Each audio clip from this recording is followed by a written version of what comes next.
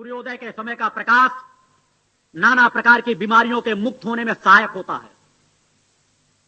क्योंकि ये जब क्रम आप करेंगे नहीं तो आप आगे बढ़ नहीं पाएंगे। क्या कहेंगे, हमें तो सालों हो गया और हमने कोई सफलता अभी तक नहीं अर्जित की। क्योंकि 24 घंटे आप जिस समाज के बीच रहते हैं और 10-5 मिनट आप पूजन पाठ करते हैं तो 10-5 मिनट में सब कुछ हासिल करना मुश्किल है। मगर मैंने कहा इस कलिकाल में मैंने एक सरल मार्ग बतलाया है कि सभी रास्तों को छोड़ करके मेरे द्वारा बताए हुए मंत्रों का जाप करो और इस कलिकाल में केवल आज्ञा चक्र की शरण में आ जाओ। तुम्हें कोई मार्ग नहीं मिलता, कोई स्थान नहीं मिलता, तुम्हारे घर में देवी देवताओं के रखने की तस्वीर रखने की भी जगह नहीं।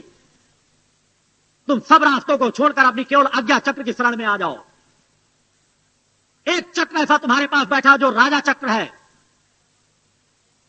चेतना का एक ऐसा बिंदु है, अंतःकरण के खजाने में प्रवेश करने का एक ऐसा द्वार है। जिस तरह अगर भौतिक जगत में आप किसी राजा की नजदीकता प्राप्त कर लें, भौतिक जगत की अधिकांश समस्याएं आपकी सॉल्व हो जाती हैं।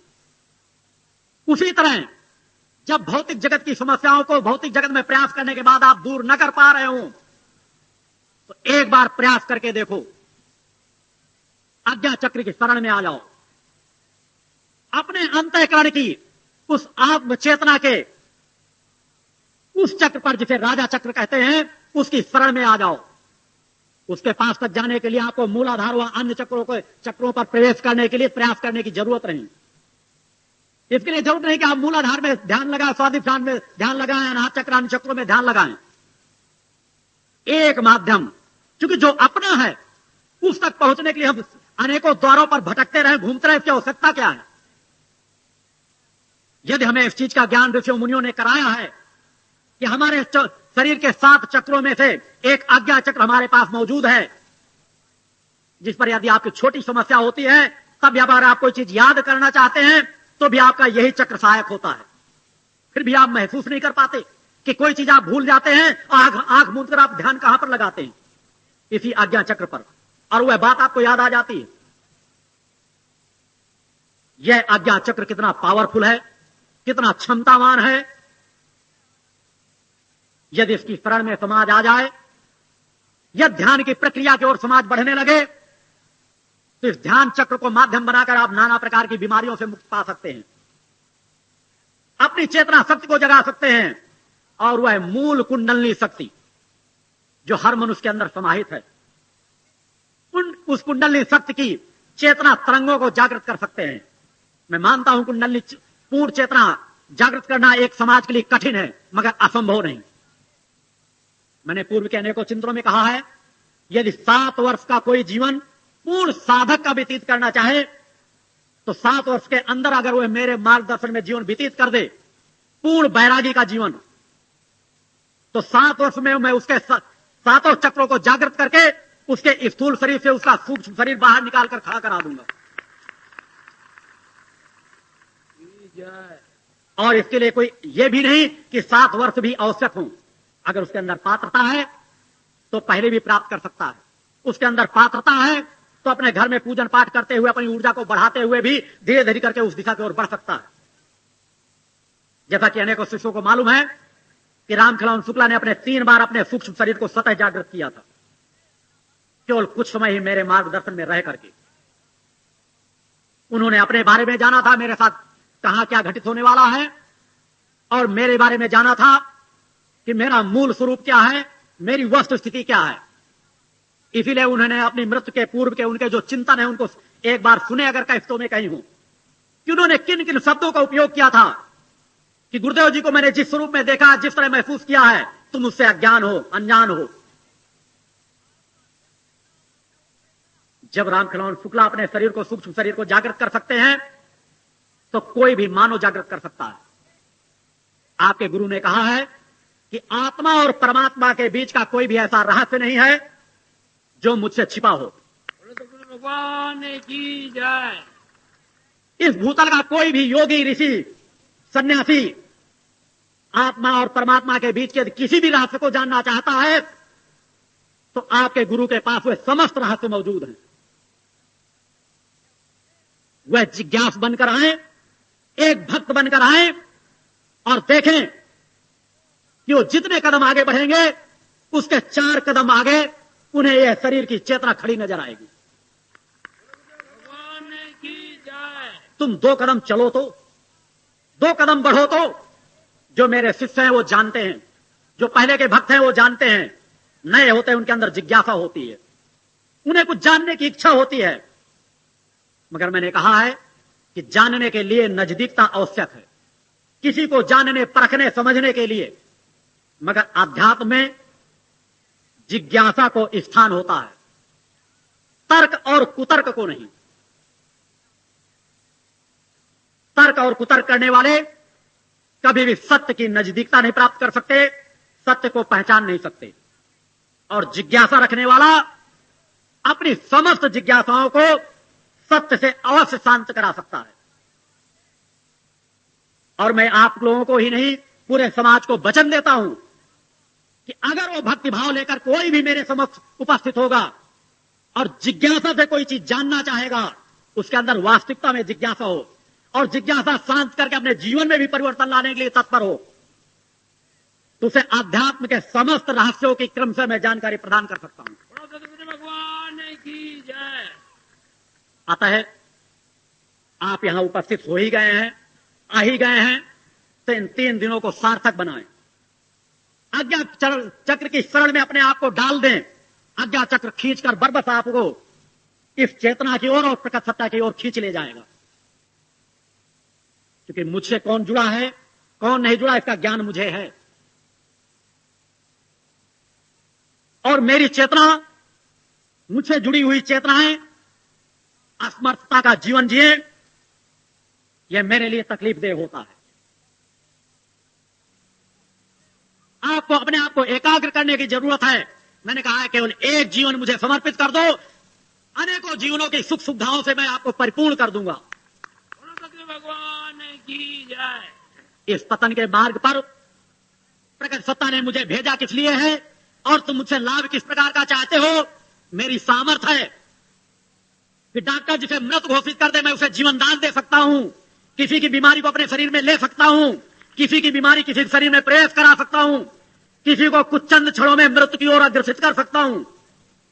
मेरे लिए सब कुछ संभव है। मगर इसका तात्पर्य नहीं कि मैं जगह जगह चमत्कार करता फिरूं। यही एक योगी की तृप्ति होती है, यही एक सामर्थ्य होती है कि उसे कोई झुका नहीं सकता। अगर उसका शीर्ष झुकता है तो उस प्रकट सत्ता के चरणों में जो है पूर्ण है और परिपूर्ण है, जिसके परे कुछ है नहीं और जिसके आगे कोई जा नहीं सकता, जिसे देवाधिदेव भी नतमस्तक होते हैं। और मैं उस प्रकट सत्ता की ओर ही आपको ले जाना चाहता हूं। मैंने अपने अस्तित्व को मिटाया है। जहां मैं शब्द करके संबोधन करता हूं वह समाज की विडंबना है कि समाज की भाषा में अपनी बात कहने के लिए मैं शब्द के अलावा दूसरा कोई शब्द नहीं। नए लोग भ्रमित हो जाते हैं कि मैं यह अहंकार का शब्द है। हर चीज में 2 स्वरूप समाहित होते हैं, एक तमोगुण और एक सतोगुण। मेरा मैं उस प्रकट सत्ता से जुड़ा रहता है। प्रकृति ने मुझे क्या प्रदान किया है, मेरे अंदर जो कुछ है वह मैं शब्द से ही संबोधन होगा। और इसीलिए सदैव आप तक की अगर बचपन से मेरी यात्रा को आपने देखा होगा, मैंने एक पल भी असमर्थता का जीवन नहीं जिया। मैंने झुकना कभी सीखा नहीं। अगर झुकना सीखा है तो केवल प्रकट सत्ता के चरणों में। भौतिकतावाद का कोई भी झंझावात मुझे झुका नहीं सकता, मुझे अपनी ओर खींच नहीं सकता।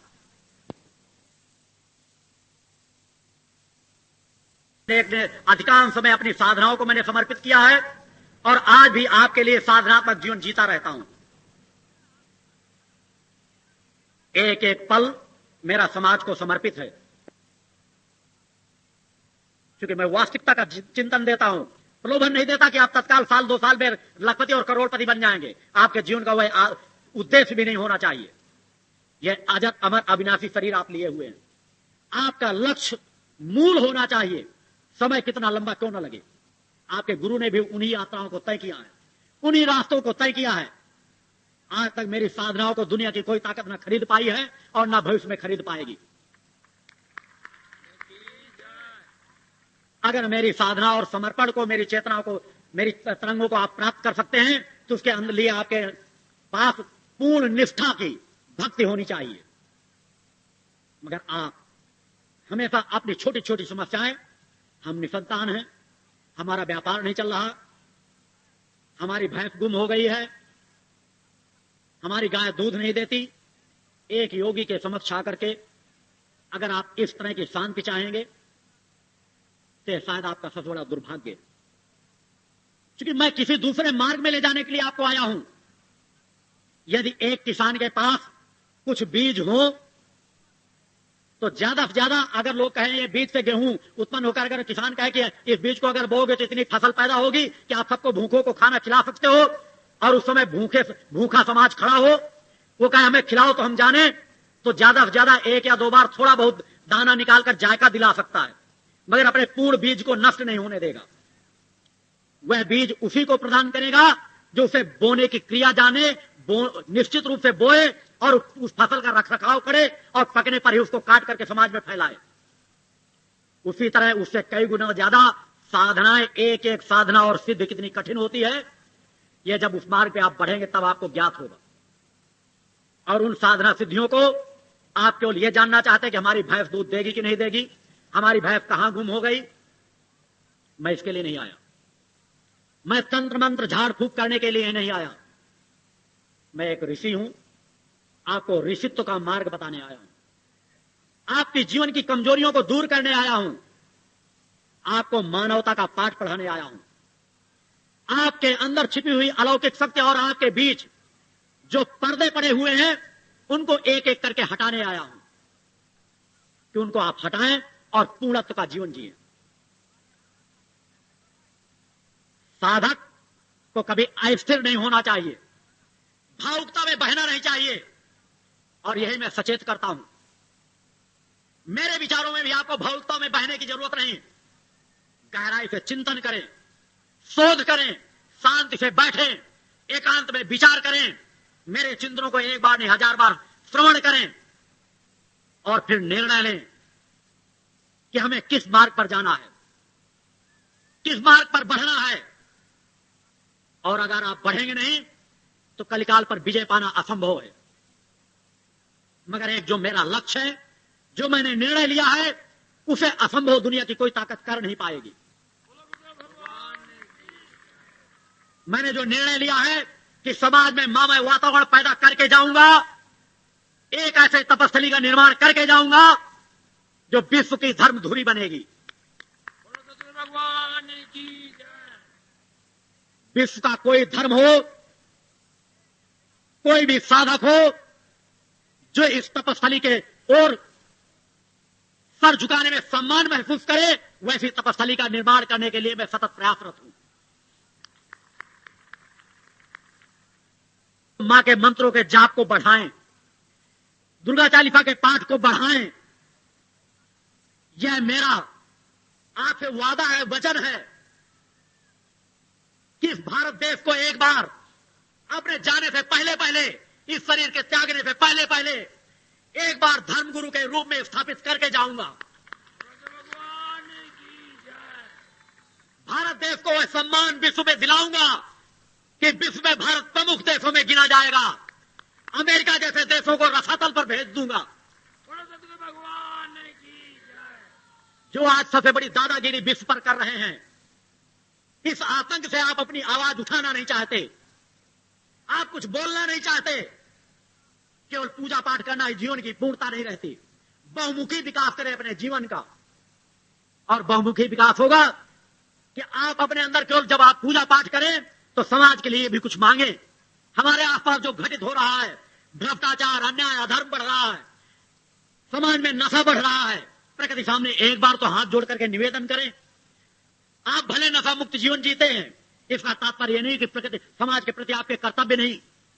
एक बार मां के चरणों में निवेदन करें कि मां, जिस तरह आपने मुझे प्रेरणा देकर नशा मुक्त जीवन जीने का मार्ग प्रदान किया है, समाज में भी ऐसी परिस्थिति निर्मित करें, ऐसा चिंतन दें, ऐसा वातावरण का निर्माण हो कि समाज में नशा मुक्त जीवन जी सके।